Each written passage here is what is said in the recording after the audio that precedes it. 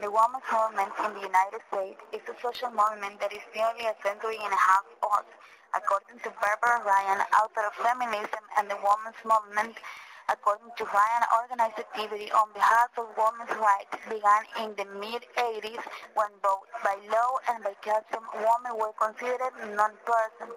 Married women, for example, were prevented by law from inheriting property, from controlling the money they earned, or from retaining custody of their children if they were divorced by their husbands. In addition, no woman was allowed to vote on the laws that governed her life. In the early 90s, important changes occurred in the social and political climate in Europe and the United States as a result of World War I. After the war, a number of countries granted women the right to vote, and in 1920, American women gained the right to vote. 20 years later, another was brought major social changes that affect their lives. Of many men and women, one of the social changes involved women working outside the home. During World War II, a large number of women entered the job market to do the jobs that men who had been drafted into military service. A great many of these women became factory workers, and they proved themselves to be capable and dependable workers. Today, women have gained more employment and job opportunities, and they hold different jobs and occupations. Women are breaking into male-dominated fields, from sport writing to police work to firefighting.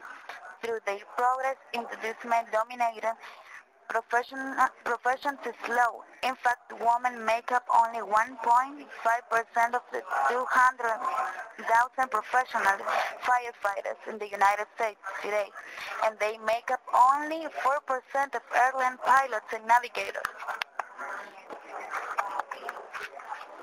In addition to entering male-dominated professions, many women are starting their own businesses and operating successful businesses today. It's becoming more common to find women occupying positions of leadership in American business.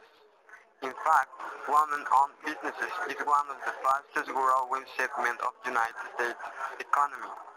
In 2003, for example, the U.S. Small Business Administration reported that in the United States, 9.1 million women-owned businesses employed 27.5 million people and contributing 3.6 trillion of the American economy.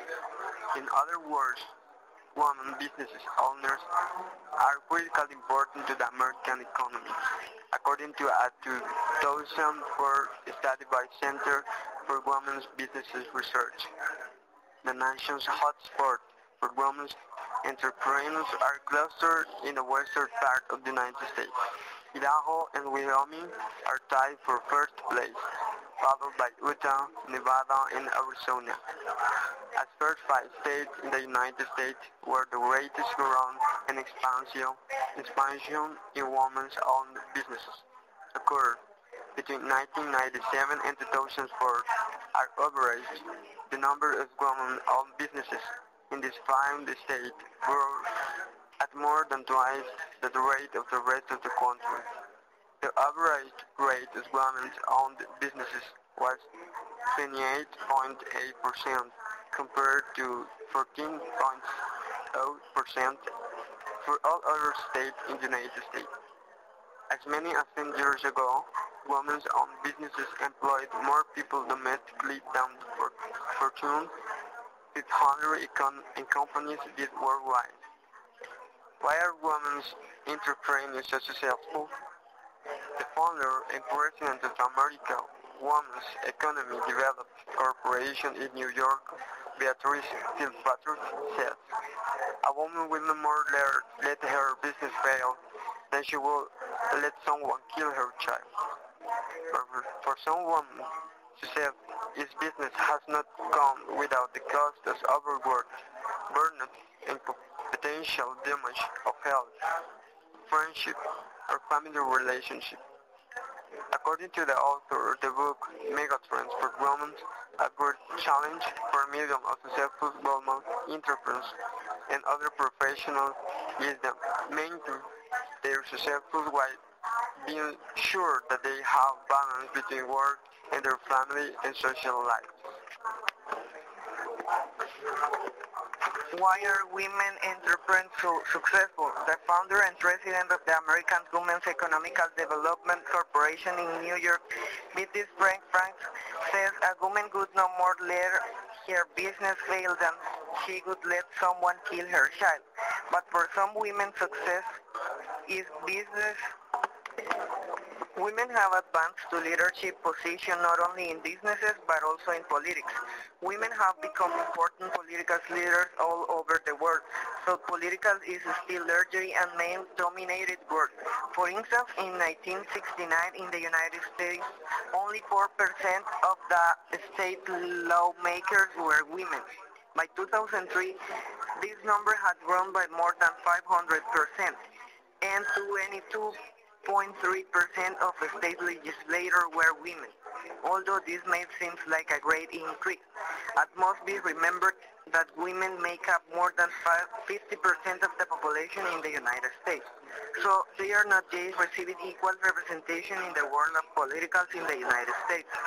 The United States has not yet had a woman president, although women have served as president of Ireland, Nicaragua, and the Philippines. Many other countries have had female political leaders.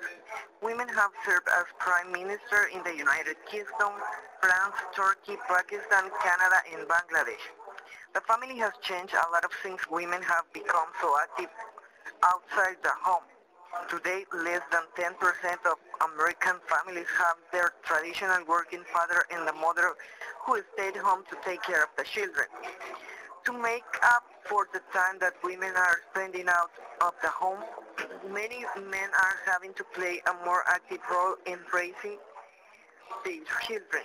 Government and businesses are also becoming more concerned about helping working families with children care, but much more needs to be done to help women and men take care of their children while they are at work. In spite of the fact that the rate of women's participation in the workplace rose from 27% in 1940 to 57% in 2003, including more than half of all women have children under the age of 1 year. This is still no government-sponsored children care or parental leave policy in the United States. According to Barbara Ryan, a major obstacle to women's emanation lies in the lack of government and sponsored social service support for women